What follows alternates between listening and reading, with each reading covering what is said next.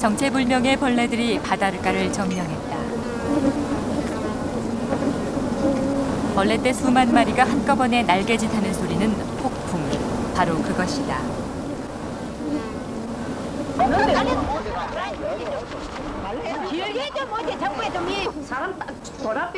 영화 속 장면처럼 펼쳐지는 자연의 공격.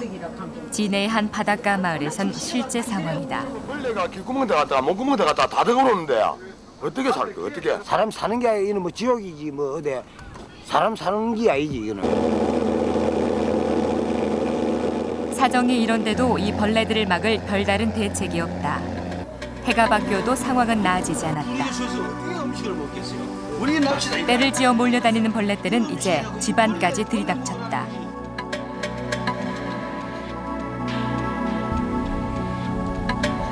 국내 미기록 중 새로운 벌레들이 연이어 출몰하고 있다. 한 마을을 순식간에 환경재난지역으로 바꿔놓은 대규모 벌레떼들. 이들은 왜 인간의 삶터를 습격하게 됐을까?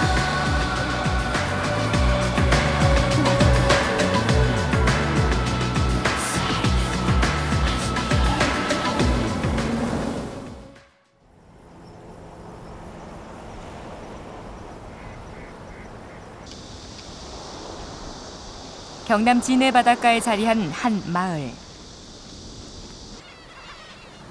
마을 앞 황금어장을 삶의 터전 삼아 풍요롭고 평화롭게 살아왔다. 그러나 2005년 여름, 이 마을 사람들은 삶의 평화를 빼앗겼다. 마을로 날아든 파리떼가 그 원인이다. 그저 많은 정도가 아니라 파리떼가 온 마을을 뒤덮었다. 사람이 땅을 밟고 걸을 수 없을 만큼 새까맣게 달라붙어 있다.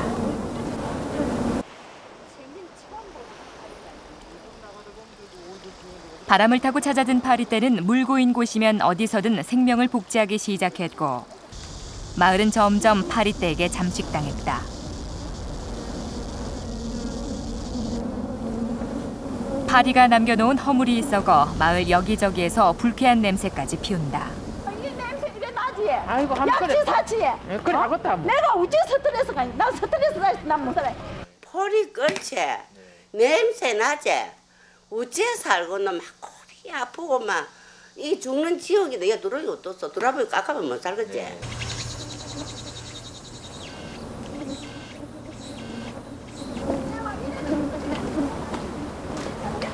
파리떼는 바람의 방향을 따라 마을 곳곳으로 옮겨 다닌다.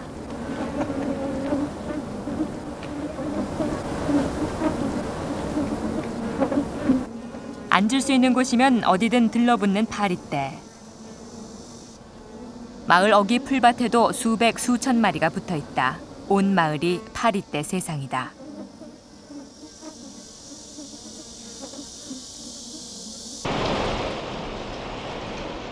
그러다 보니 마을 곳곳에는 산더미처럼 쌓아놓은 파리의 번데기 무덤이 생겼다. 탈피를 마친 번데기 무덤만 봐도 이 마을의 피해 상황을 짐작할 수 있다.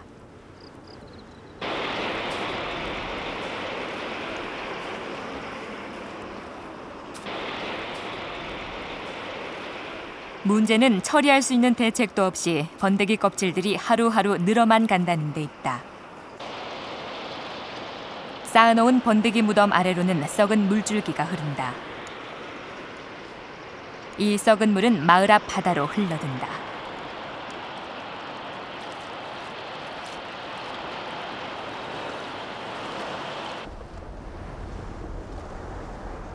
그렇다면 이 엄청난 수의 파리떼는 어디서 어떻게 발생한 것일까?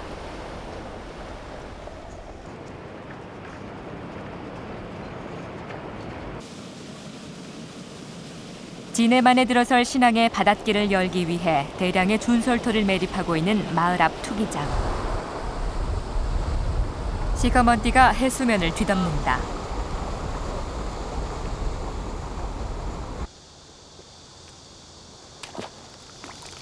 거대한 바닷물 웅덩이로 변한 준설토 투기장. 준설토가 고여 썩기 시작하자 투기장은 곧 파리떼 창궐의 진원지가 됐다.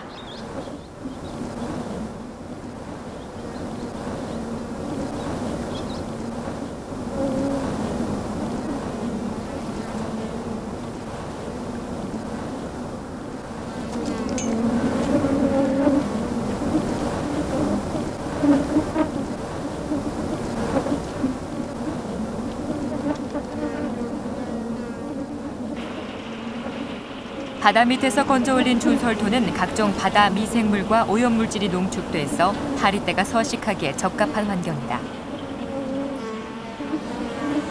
기온이 올라가면서 먹이는 더욱 풍부해진 반면 염분이 있는 준솔토에는 천적이 없어 파리떼는 짧은 시간 동안 기하급수적으로 늘어났다.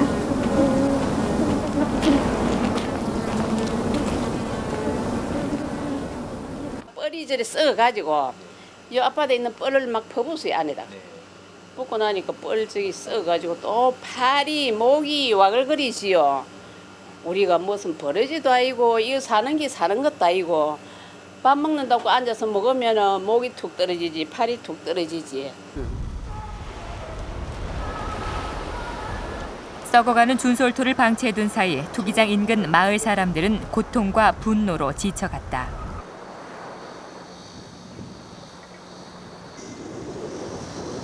주민들의 생계전선에도 이상이 생겼다.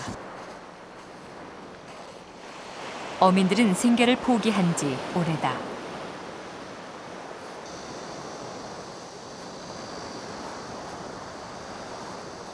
고기 살라는 그 장소고 알을 놓는 그 자리에 개뿔이 그 뻘이 이제 뻘층이 쌓이다 보니까 그 오목조만 돌돌 다 막아져서 지금 막히는 상태라 앞으로 올 봄도 마찬가지고 올 봄에는 고기가 많이 안 나서거든요. 고기가 많이 안 나는 이유가 거기 있습니다.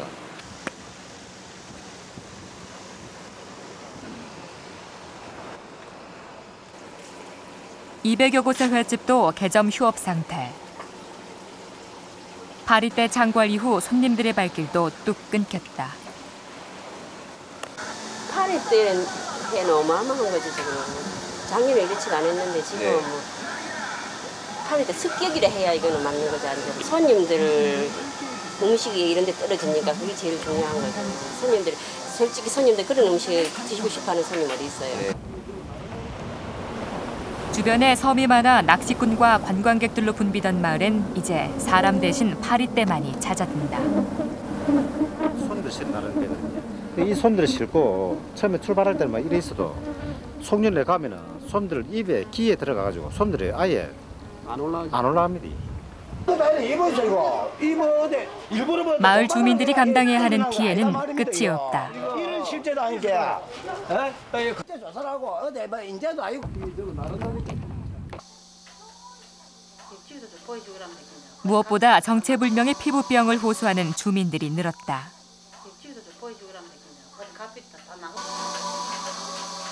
급작스런 파리떼의 대량 출몰은 주민들의 생활을 위협해왔다. 모기 파리한테 물리갖고 계속 가렵고 이런 떴고 이런 상처가 났어. 병원에 갔더만은 그래 이 1차 감 파리 모기한테 물린 게 문제가 아니고 2차 감염 되면 뭐 이런 식으로 방치해 두면 이게 이제 2차 감염이 되면 나중에 문제가 크다. 파리 자체가 질병을 유발하진 않는다. 그러나 매개곤충인 파리는 오염물질을 옮겨 질병을 유발할 가능성이 있다.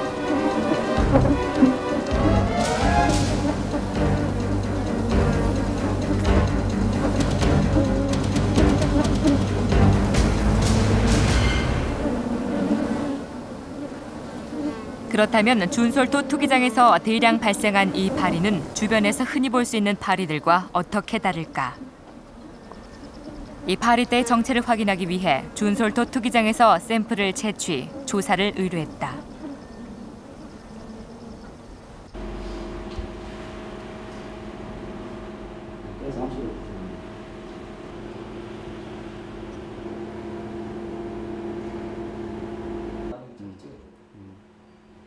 분석 결과 진해 앞바다 준솔토 투기장에 창궐한 파리떼는 물가파리 종류로 밝혀졌다.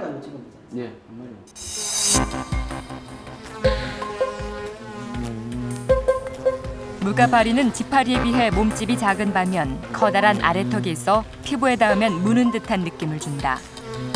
그러나 국내에는 물가파리에 대해 알려진 바가 거의 없다.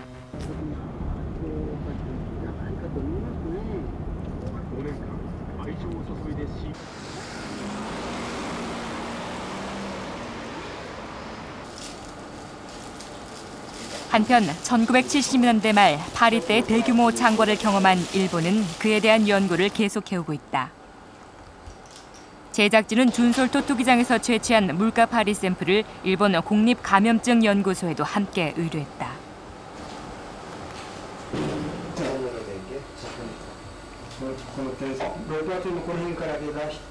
과거 파리 때 창궐 당시 종을 규명하고 연구한 연구원의 분석 결과 우리나라 진해 앞바다에 창궐한 물가파리는 일본에서 확인된 것과 같은 종류인 에피드라 자포니카 미야기 종으로 밝혀졌다.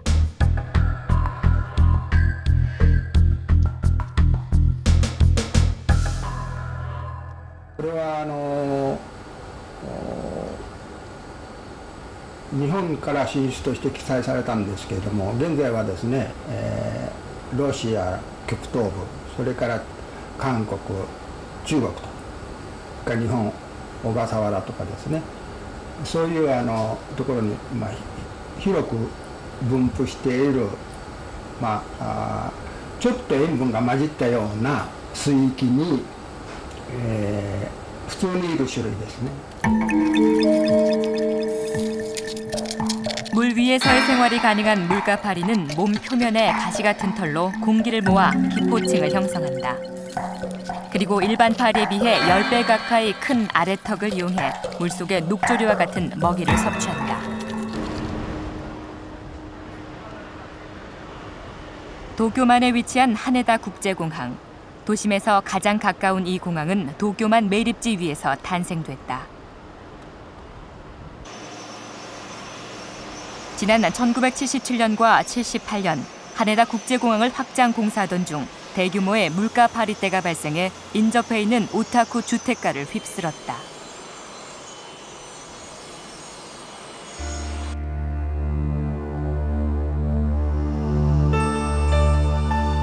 연구원들의 탐문조사 결과 그 물가 파리는 하네다 국제공항 앞바다 매립장에서 대량 발생했음을 알게 됐다.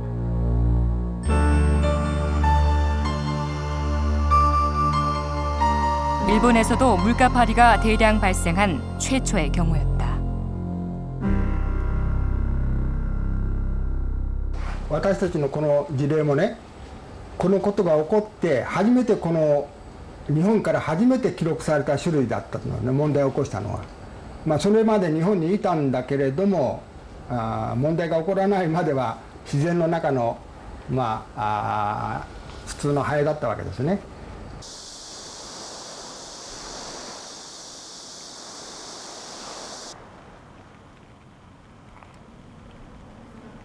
초여름 장마철.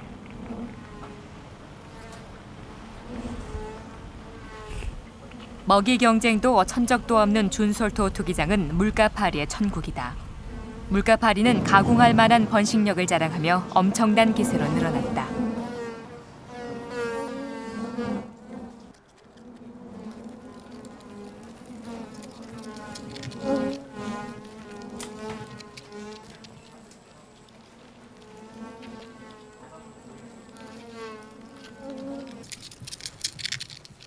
물가파리의 생태 주기는 약 50일. 한 번의 교미로 약 100개에서 200개의 알을 낳는데 환경에 따라서는 500개 이상 낳기도 한다.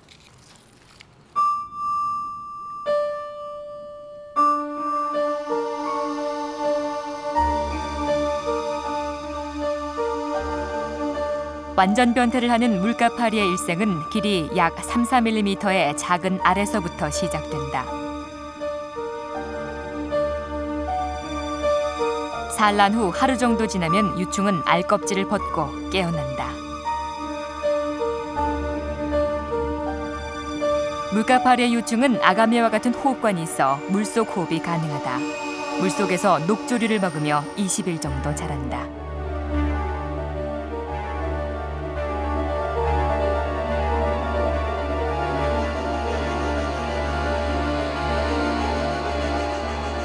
번데기가 되면 물 위에 떠서 열을 가랑 지낸 후 성충이 되면 물 밖으로 나와 2주를 더 산다.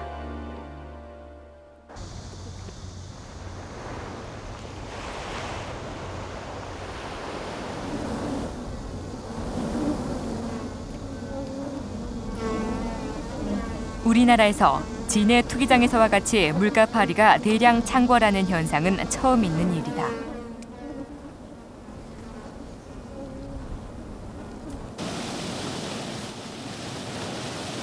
그동안 대규모 토목공사나 매립공사를 진행하는 과정에서 해충의 집단 발생은 종종 있어왔다.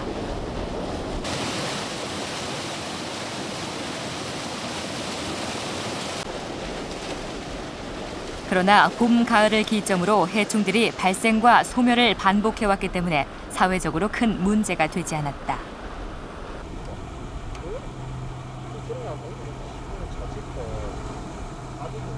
대규모 180만 평에 가까운 이 준설을 하다 보니까 그 폭이 과거 같으면 조그만 뭐 몇십 평에서 뭐 수백 배로 늘어나다 보니까 대규모로 이렇게 파리떼가 창궐할 수밖에 없다. 그래서 그 당시에 이 준설토를 끌어올릴 때 물기를 충분히 빼가지고 차곡차곡 다지는 식으로 왔으면 이런 문제가 안 생겼겠죠.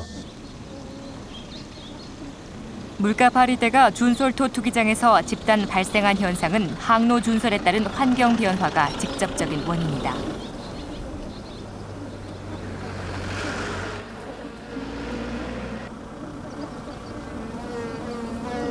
그러나 누구도 파리떼의 집단 발생 가능성에 대해 심각하게 생각하지 않았다. 무방비 상태의 대응은 결국 파리떼의 대량 창궐을 키웠다.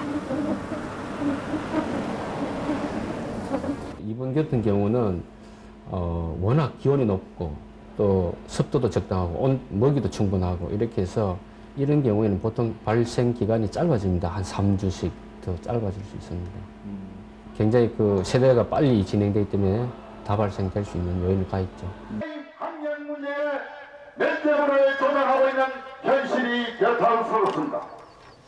인디언의 신용이라고 파리떼의 대량 창궐 이후 생존의 위협을 느낀 주민들은 대책 마련을 요구하고 나섰다.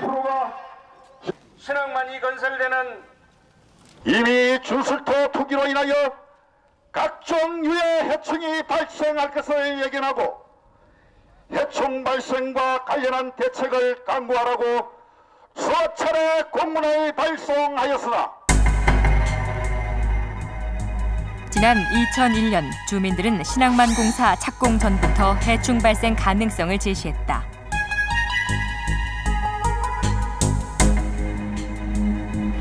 그러나 당시 해양수산부는 검토하겠다는 답변만 전해왔다. 이 주민들의 소망이 편하게 살고 아름다워서 오늘 이 자리에 참석해 주신 그리고 4년 후 주민들의 우려는 현실로 나타났다. 해양수산부는 지난 97년과 99년 두 차례에 걸쳐 환경 영향 평가를 실시했다. 무시하고 소내지나 개처럼 생각하고 실질적으로 환경 영향 평가에 곤충들에 대한 건 사실 없었습니다. 그래서 앞으로는 저희들이 그 문제도 포함시켜서 검토할 수 있도록 할 계획이고.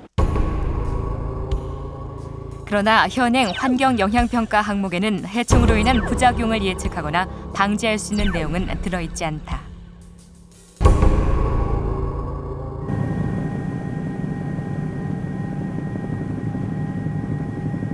지난 2000년 12월 총사업비 1조 6천억 원, 기존 부산항 2배 규모의 신항만 공사가 본격적으로 시작됐다.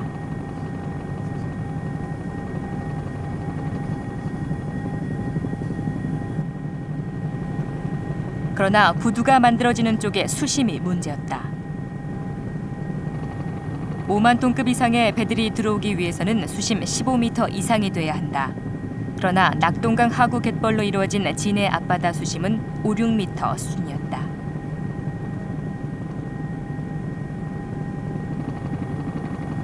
수심 확보를 위해 준설 작업은 불가피했다.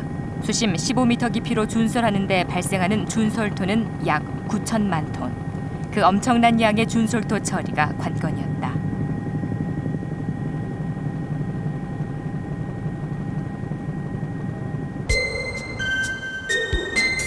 해양수산부는 2차 오염 방지를 위해 해양투기 대신 펌프 준설 공법을 택했다.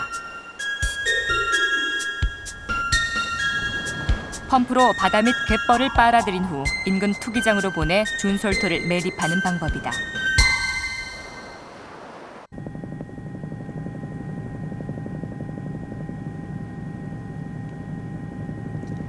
준솔토 투기장의 면적만 195만 평. 우리나라 준솔토 투기장으로는 최대 규모다.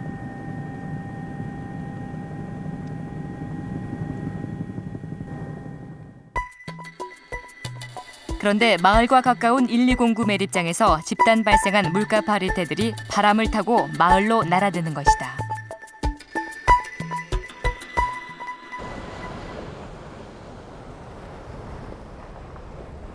마을 앞 신항항로 준솔공사 현장. 바다 밑에서 끌어올린 준솔토 투기 작업이 한창이다.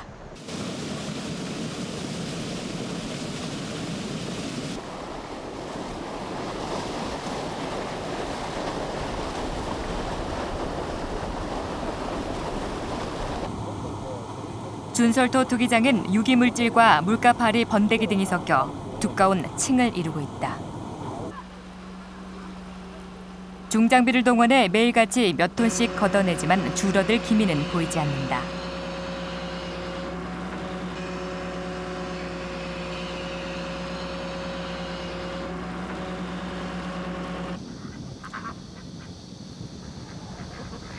장비를 동원한 물가파리, 번데기 수거 작업과 동시에 천적을 이용한 방법도 병행됐다.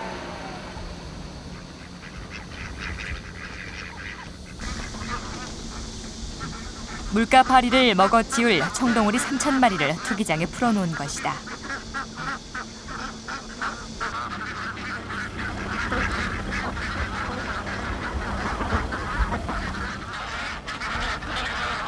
그러나 걷잡을 수 없이 증가하는 물가파리떼를 감당하기에 오리 3,000마리로는 역부족.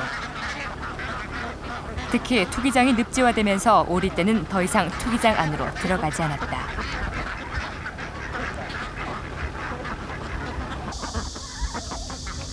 오리떼 효과는 던져준 번데기를 먹어치는 수준에서 만족해야 했다.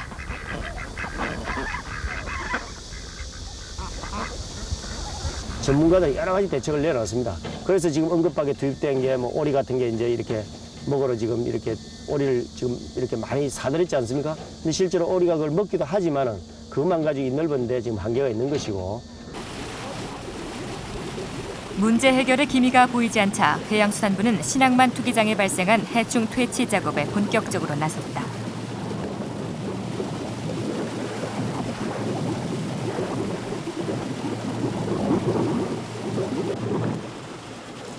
환경 전문가들로 구성된 대책팀이 실태 조사에 착수했다.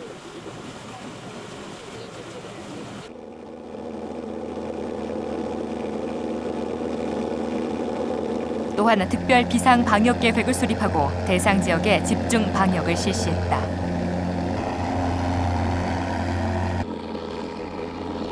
(2005년 9월) 해양수산부는 우선적으로 38만 평의 투기장에 곤충 성장 억제제를 대량 살포했다. 성체를 죽이면 산란할 수 있는 다음 세대의 끈을 끊을 수는 있는데 아까도 말씀드렸듯이 알, 애벌레, 번데기 스테이지에 있는 그 파리는 죽일 수 없지 않습니까? 결국은 한 세대는 죽일 수 있겠죠. 다음 세대는 4주 동안 계속 자라는 거죠.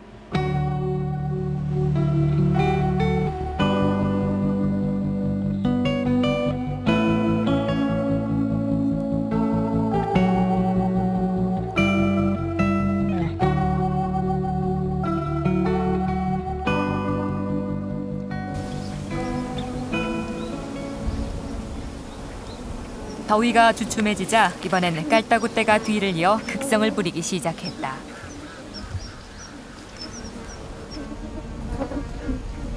한낮엔 마을 주변 숲속에 몸을 숨기고 있다가 해질 무렵 마을을 향해 이동한다. 깔따구떼 수십만 마리가 무리를 지어 거대한 기둥을 이루고 있다. 깔따구 회오리 때 습격이 시작된 것이다.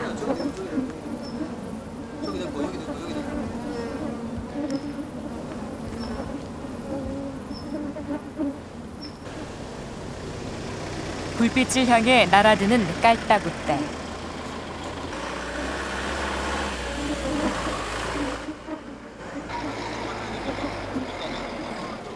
손이 왔다고 인사하는 거라 따라다니면서 온다 여기. 물가파리의 악몽이 채 사그러들기도 전에 깔따구대로 인한 고통이 더해지자 주민들의 원성은 높아져만 갔다.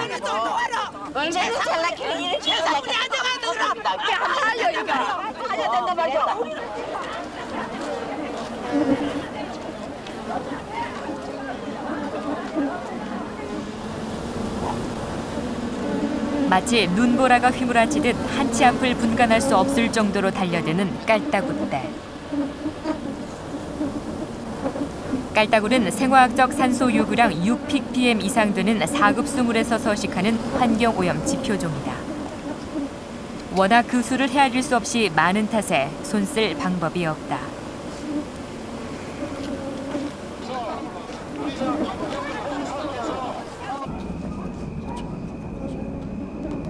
마을 사람들은 차라리 어둠을 택했다. 최소한의 빛으로 긴 밤을 견디고 있는 것이다. 굴 안에 사는 거 안 가지고 불로 꺼놓고 삽니다. 이 한 바보에서 불 켜놨는가. 어찌 됐는가 한 보이소. 밤이면 더욱 기승을 부리는 깔따구대. 담벼락과 창틀, 모서리 할 것 없이 온 동네가 1cm 남짓한 깔따구대로 뒤덮였다. 쓸어도 줄어들 줄 모르는 깔따구대. 그야말로 생존 투쟁이 따로 없다.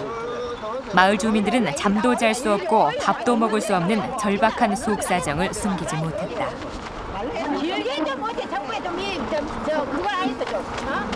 세상에 울고 집다 입에 밥을 못 먹고로 만들고 기들이가 읽고 일하고로 만들고 일하는 데가 어디 있습니까?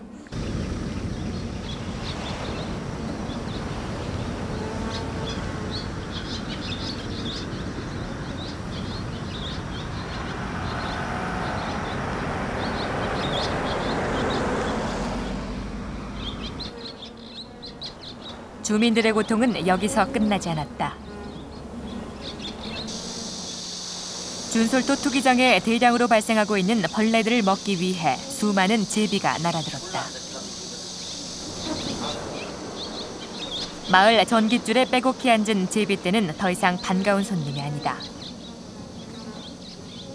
배불리 먹은 제비는 마구잡이로 배설물을 쏟아내 마을 곳곳은 흰색 페인트를 칠한 것처럼 변했다.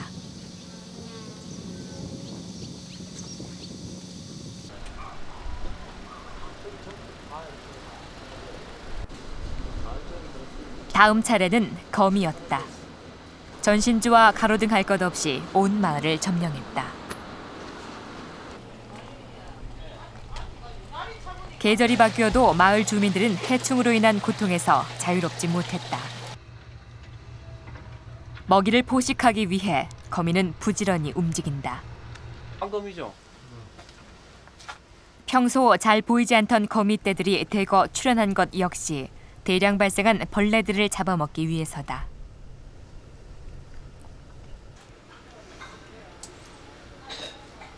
또 없나? 하세요. 거미예요? 예, 다 거미죠. 이거 살았다 이거. 심지어 집안까지 들이닥친 거미는 곳곳에 거미줄로 도배를 해놓았다.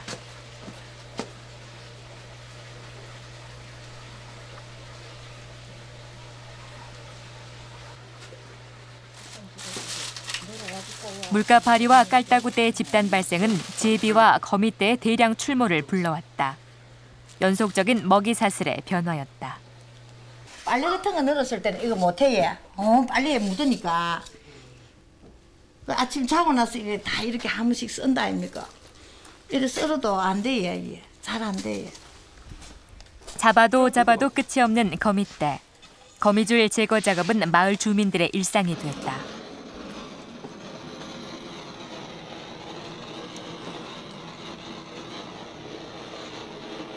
효과가 있으세요? 있어요? 결국 거미떼를 없애기 위한 갖가지 방법이 동원됐다.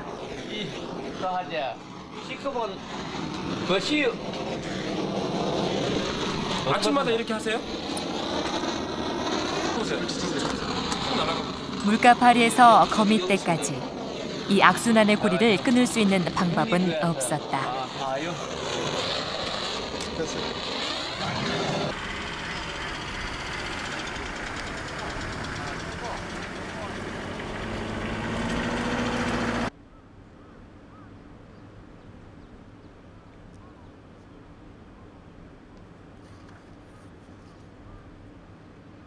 2006년 봄, 신앙만 조성을 위한 준설 작업은 계속되고 있다.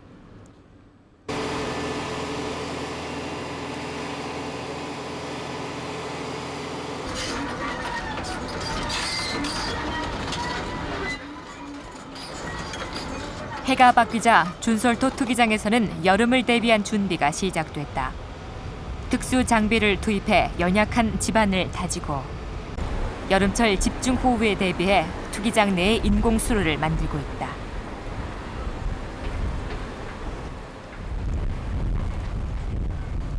늪지화된 195만 평의 매립장에 50m 간격의 수로를 만들어 투기장에 고인 물을 강제 배출시킨다는 계획이다. 작년에 깔파가 많이 발생 1구역, 2구역이 면적이 약 66만 평이 됩니다. 그리고 66만 평 주변에 주민들이 많이 살고 있기 때문에 우선적으로 저희들이 1, 2구역에 대한 저희들이 표면 건조공법, 어차피 해충이라는 부분이 물하고 같이 생존하는 부분이기 때문에 저희들 생각은 물을 없애면은 곤충들이 살 서식지가 없어지기 때문에 그래서 저희들이 강제적으로 저희들이 표면을 건조시키는 그런 공법입니다. 수로를 통해 물기가 빠져나간 준솔토 표면에는 대량의 시멘트가 살포됐다. 여름이 오기 전 매립장 표면을 건조시켜야 한다. 물가파리와 같은 유해 곤충들이 더 이상 준솔토 투기장에서 대량 번식할 수 없도록 하기 위해서다.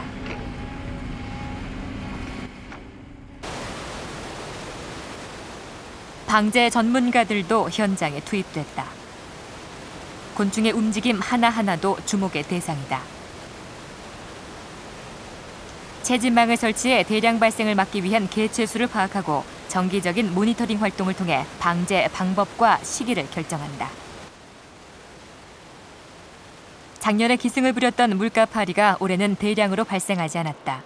그러나 번데기 껍질로 보아 번식이 진행되고 있음을 알 수 있다. 번데기 껍질과 물가파리 사체는 개미들의 좋은 먹잇감이 된다.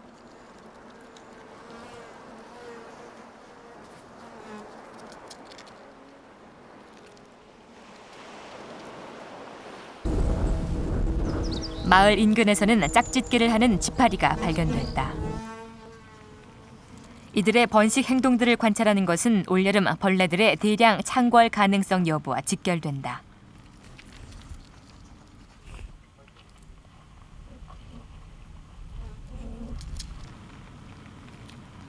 짝짓기에 열중하고 있는 지파리 한 쌍.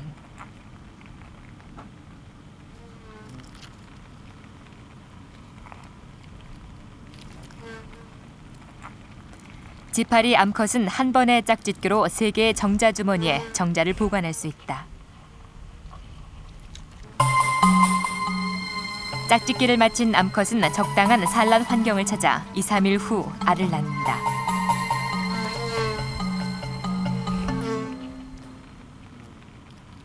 한 번에 산란하는 알은 100개에서 150개, 일생 동안 최고 20회까지 산란한다. 왕성한 번식력이다.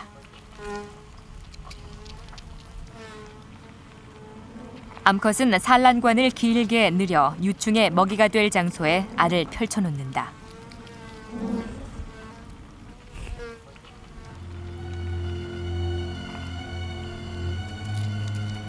생이가 짧은 만큼 알의 부화도 빠르게 진행된다. 최적 환경에서는 반나절이면 유충이 깨어난다. 유충은 허물을 벗으며 조금씩 커간다.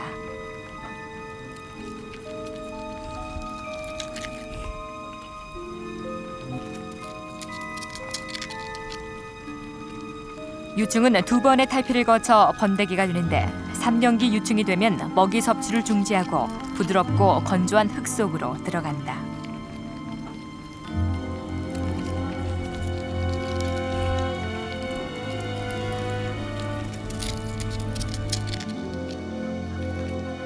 아무것도 먹지 않고 움직이지도 못하는 번데기 시절을 안전하게 보내기 위해서다.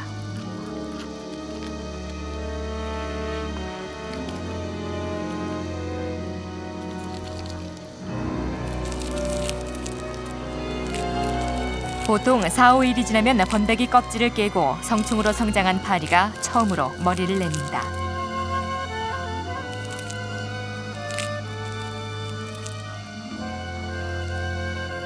앵랑이라는 주머니 모양 돌기를 부풀리는 반복 운동으로 번데기 껍질 속에서 제 몸을 밀고 나온다.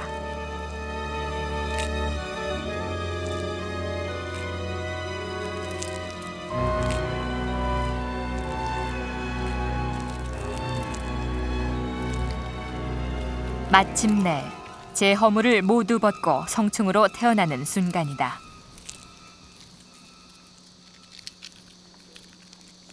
껍질을 벗어던진 성충은 앵랑의 팽창과 수축을 반복하며 땅 위로 올라온다.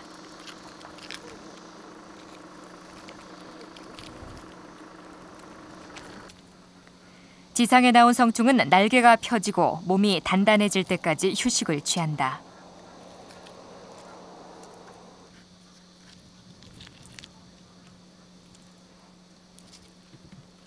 알에서 성충까지 한 세대를 거쳐 탄생한 지파리. 이제 인간과 같은 공간에서 활동을 시작한다.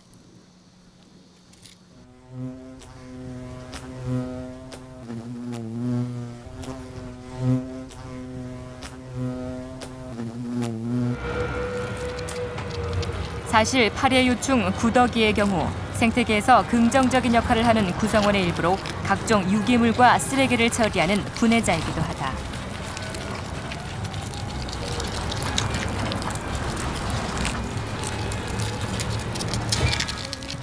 자연계에서 분해해서 퇴비화시키고 그 퇴비한 것을 지렁이나 다른 또 식분성 곤충에 의해서 재차 분해가 되고 그 후에 미생물에 의해서 최종적으로 안전한 물질로 이렇게 바뀌는 그 어떤 그 자연의 한 순환고리의 한 일부분이라고 생각을 하고 있습니다. 따라서 그 파리가 전 세계에 있는 파리가 다 없어진다고 하면 아마 유기성 폐기물 때문에 아마 심한 골치를 아마 겪을 것으로 저는 생각을 하고 있습니다.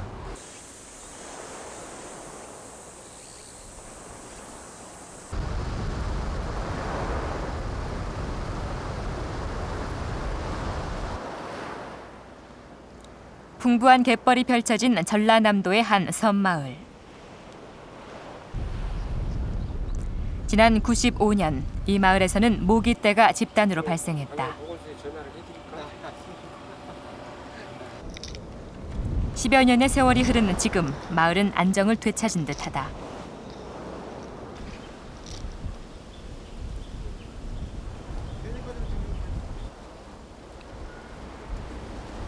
당시 제철소 건설을 위해 마을 앞바다에 준솔토 투기장 축조 공사를 시작했다.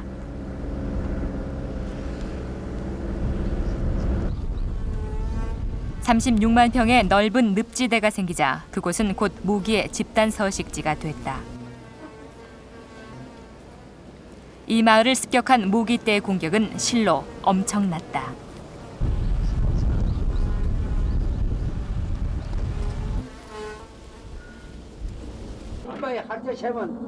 모기떼는 밤마다 총공세를 펼쳤다. 살충등하는 불빛을 보고 찾아든 모기떼로 수북하다. 사람과 가축을 가리지 않고 달려드는 모기떼. 그 뒤에는 무방비 상태로 당해야 하는 가축들이 더 심하다. 몸무게 2mg도 되지 않는 작은 모기 앞에 소 역시 속수무책이다. 연일 살충제를 뿌려대도 모기떼는 사라지지 않았다. 사람이 받는 이 들에 이러려면은 킬러 모기약을 가지고 가서 이거 한 사람 뿌려주고 한 사람은 이러려고 그런 상태가 됐습니다. 그러니까 농사를 못 짓습니다. 노란 모구가 그냥 사람이 얼른 오면 그냥 또 벌떼맹이로 따라와. 벌떼맹이로. 그러고 아무것도 못하게요. 하루가 멀다 하고 방제를 하지만 모기의 기세는 여전했다.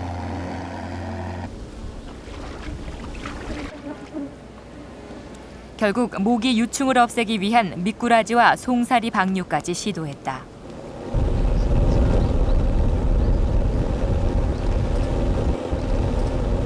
준설 투기장 때문에 거기에 물 웅덩이에서 대량 모기 서식처가 조성됐기 때문에 발생됐습니다. 이 피해를 본 지역은 바닷가하고 가장 가까운 지역에서 양식장 등 인근 양식장이라든가 자연 갯벌 같은 생태계 변화를 갖고 올 수 있는 그런 지역이었습니다.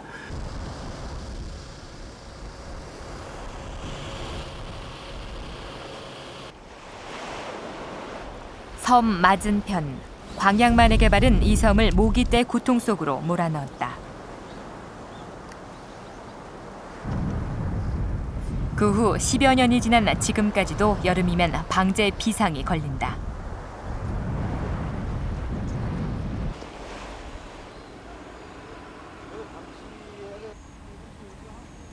모기가 들끓던 준솔토 투기장은 매립돼 논으로 이용되고 있다. 그 후 모기떼는 줄어들었다. 현재는 매립장 옆으로 준솔토 투기장이 하나 더 늘어난 상태. 진해와 비슷한 환경 조건이다.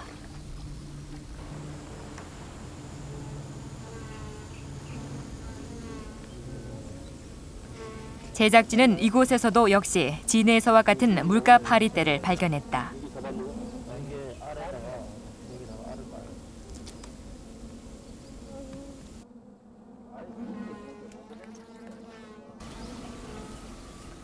투기장 주변 논두렁에는 물가파리 번데기들이 수북히 쌓여 있다.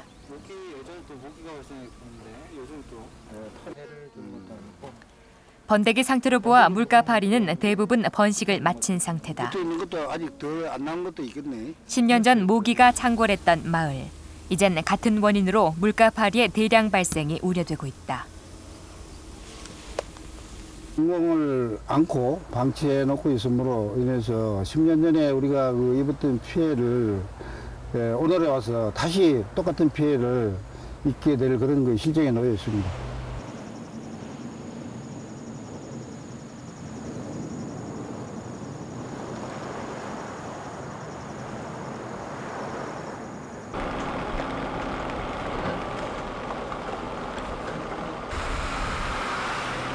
장마가 시작되자 갈라진 준솔토 사이로 빗물이 흐르기 시작했다.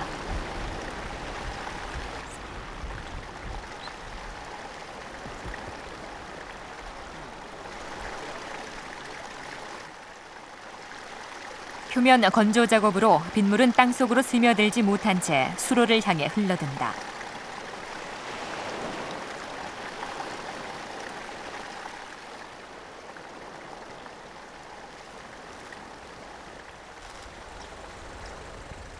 그런데 수로에 물줄기가 모여드는 집수정 안으로 물가파리 번데기 사체가 가득 차올랐다.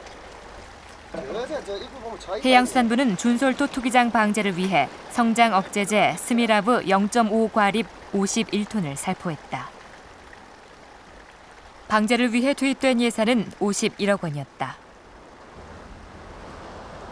2006년 7월, 폭우로 준솔토 투기장이 물에 잠겼다.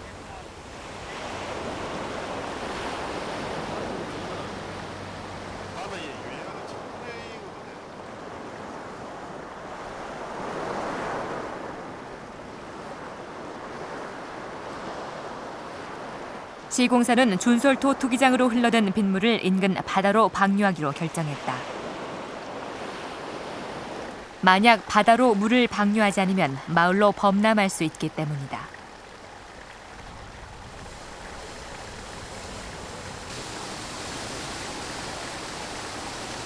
문제는 유충 성장 억제제와 물가파리 번데기 사체 등이 섞인 빗물이 그대로 바다로 유입된다는 것이다. 배출해 돼요, 저거. 깎고 물가파리 살피대가 있는 껍질 지금 방류가 돼야 됩니까, 흰바다가 좀 어민들은 인근 해양 생태계에도 피해를 줄 수 있음을 우려했다. 저런 상처가 있습니까? 도다리 표면에 붉은 반점을 보여주며 어민들은 약재 살포 중단을 요구한다. 깨끗하고 이러는데 지금 이가 그렇는가 모르겠지만은 아무리 좋은 약도 사람이 많이 먹으면은 그게 해가 되는 경우인데 지금 현재 이 유충들이 이렇게 많은 어떤 그런 부분으로 해서 주민들이 그런 고통을 겪고 있는데 현재 이게 조금 뭐 그렇게 유해한 상태. 특히 지금 이 약 자체가 유해한 건 아니거든요. 특히 물고기나 뭐 이런 곳에 약을 뭐 그대로 우리가 물고기에다 실험을 해도 고기에 지장이 없어요. 질병관리본부에서는 스미라브 0.5과립 약재에 대해 무해하다는 입장이다. 그러나 약재 과다 사용과 해양 오염에 대한 의무는 아직 명확히 규명되지 않은 상태다. 급기야 마을 주민들의 요구로 해양수질 조사팀이 꾸려졌다. 질병관리본부와 함께 투기장 안팎을 조사하며 관리하겠다는 의미다. 용존성 오염물질 농도 높으면 오탁 방지막을 통과해서 밖의 수질에도 영향을 미칠 수 있죠. 국내에 이렇게 대규모로 스미라브라는 그런 약재를 살포한 예가 지금까지 없습니다. 파리의 대량 발생을 경험했던 일본은 준솔토 매립장을 어떻게 관리할까? 일본 도쿄의 중심 상권이 밀집해 있는 도쿄만 일대. 수미다강 하구에 자리한 도쿄 역시 매립과 준설은 불가피한 선택이었다.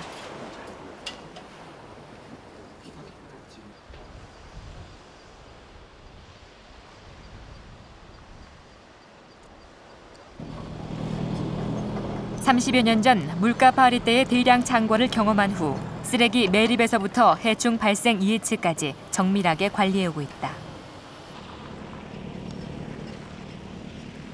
상시 채집기구를 매일 점검하며 해충의 대량 발생 조짐을 예측한다.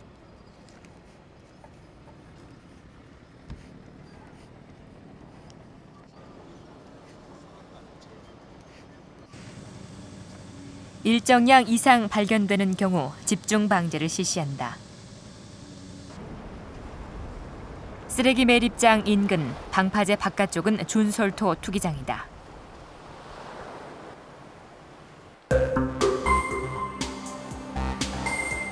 도쿄만의 수심 유지를 위해 유지 준설은 필수다. 그 과정에서 오수가 발생해 바닷물로 유입되는 것을 막기 위해 이중으로 수중 차단벽을 쌓는 등 차단 시스템을 마련하고 있다. 해양 준설과 매립에 따른 해양 오염을 줄이기 위한 노력의 일환이다.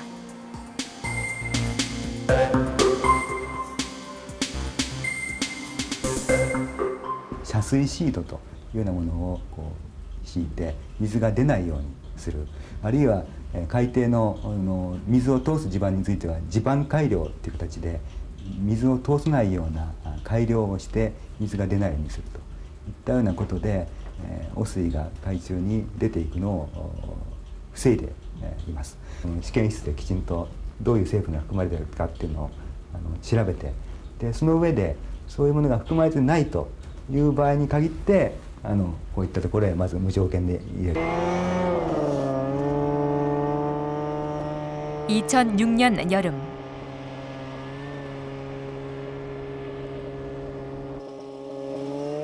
해양수산부는 준솔토 투기장의 사후 환경 관리를 위해 수질, 악취 등의 항목에 대한 모니터링을 정기적으로 실시하고 있다. 안전하면서도 효과적인 방제를 위해서다.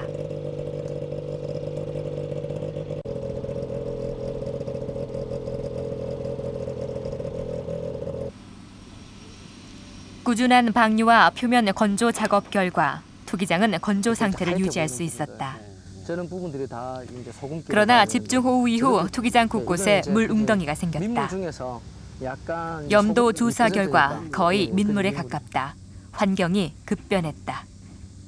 작년은 한 염도 3몇 %대의 바닷물이었는데 일종의 이제는 이 물들이 담수화가 돼간다는 게 가장 변하고. 거기에 따라서 이제 여기에 서식하는 종류들이 이제 달라지고 있다는 거죠.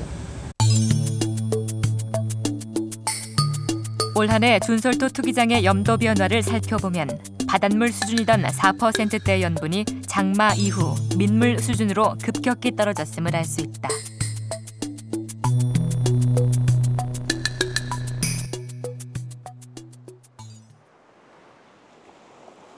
기온이 오르고 햇살이 강렬해지자 투기장 곳곳엔 깊은 골이 패였다.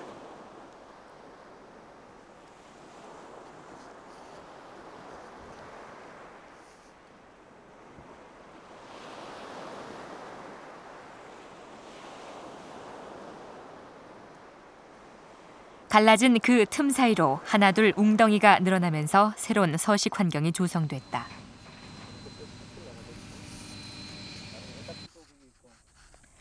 웅덩이 속엔 모기 유충인 장구벌레가 살고 있다.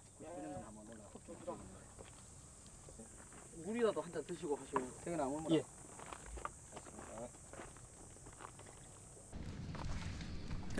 물가파리의 번데기도 곳곳에서 발견된다. 한편 지난해는 볼 수 없었던 전혀 새로운 파리떼도 관찰됐다. 크기도 작고 생김새도 확연하게 다른 종이다.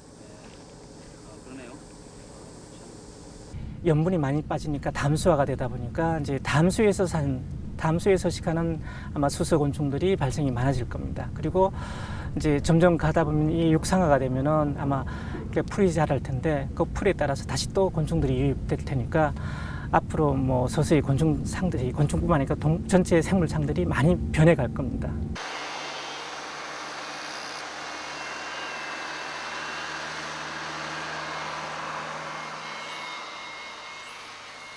(2006년 8월) 진해 바닷가 마을엔 비상이 걸렸다.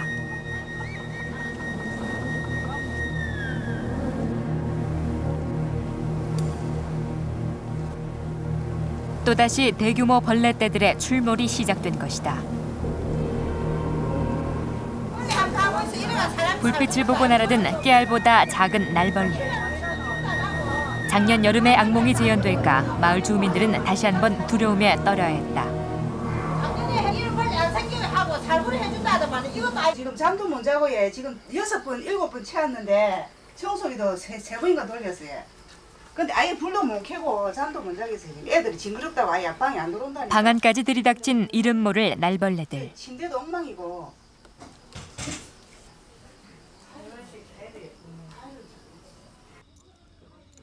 방충망도 무용지물이다. 이번에 발생한 이 날벌레는 국내에선 이름조차 알려지지 않은 미기록종 파리로 밝혀졌다. 길이 2mm 남짓한 매우 작은 파리다. 지금 이 종은 우리나라에 처음 발생한 종이거든요. 그리고 아직까지는 저희 학계에서도 알려지지 않았고 하지만 일본이나 중국에서는 이미 보고가 된 종이고요. 뜯기고 살아야 되고 정부에서 하는 짓이 무엇입니까 이게? 우리 국민을 살리려고 하니까 지키려고 하는 겁니까? 이런 분위기 속에서 어떻게 음식을 먹겠어요? 크기가 작아 먼지처럼 부유하는 미기록종 파리떼.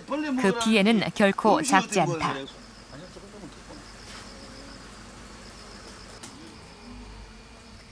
그러나 전문가들조차 처음 대하는 종이라 아직까지 마땅히 대처할 방법을 찾지 못한 상태다.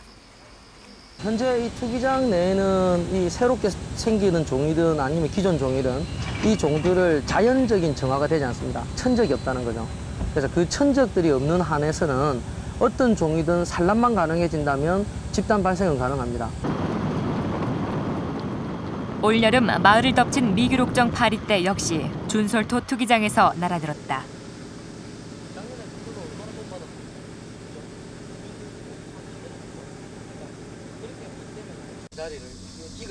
2년 연속 반복되고 있는 파리떼들의 대량 창궐. 카메라 줌 땡기기 전에 모기를 갚아주고.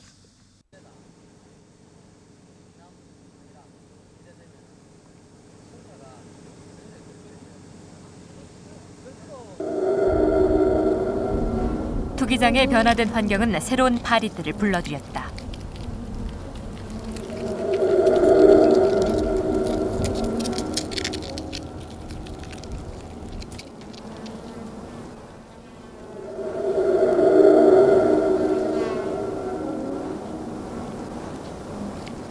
그리고 대규모 방제 작업도 이들의 출몰을 막지 못했다.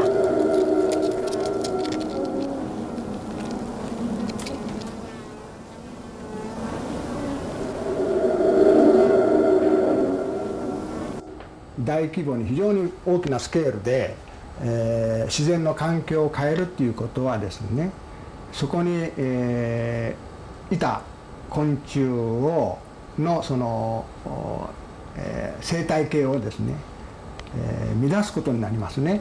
환경 이 생태계가 평형을 잃어버리면 생태계 자체 가지고 있는 복원력을 잃어버린 것과 똑같기 때문에 그 스스로 복원되기까지는 많은 사람들의 노력이 필요합니다.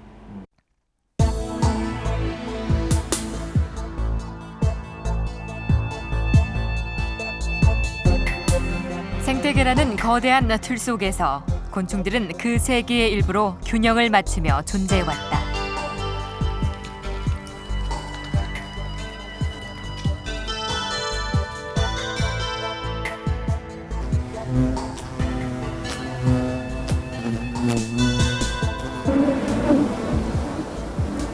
그러나 인간의 간섭으로 그 균형의 틀이 무너지는 순간 그들은 인간에게 위협으로 다가오기 시작했다.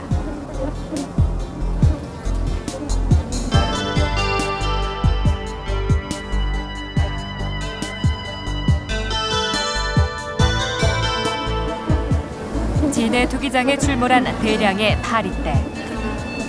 더 늦기 전에 귀 기울여야 하는 자연의 경고다.